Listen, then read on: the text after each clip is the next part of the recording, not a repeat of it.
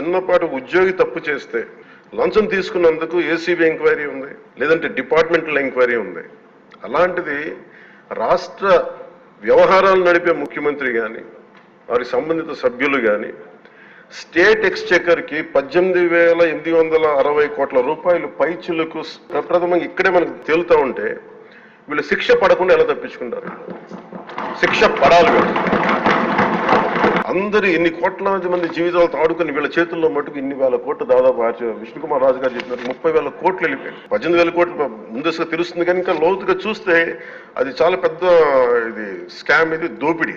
తప్పు చేసిన వాళ్ళని గత ప్రభుత్వం సంబంధించిన ఇది ఇట్స్ నాట్ అబౌట్ వెండట పగా ప్రతీకారం కాదు, కానీ వీళ్ళని స్వేచ్ఛగా కనుక వదిలేస్తే వాళ్ళ అదృష్టవశాత్తు ఈ రోజు వాళ్ళు అక్కడ లేరు. వాళ్ళు కనుక ఉండుంటే వాళ్ళకి నిజంగా వాళ్ళకి సమాధానం చెప్పాల్సిన పరిస్థితి ఉండేది. తప్పించుకొని పారిపోయారు వాళ్ళు, ఈరోజు తప్పించుకొని పారిపోయారు.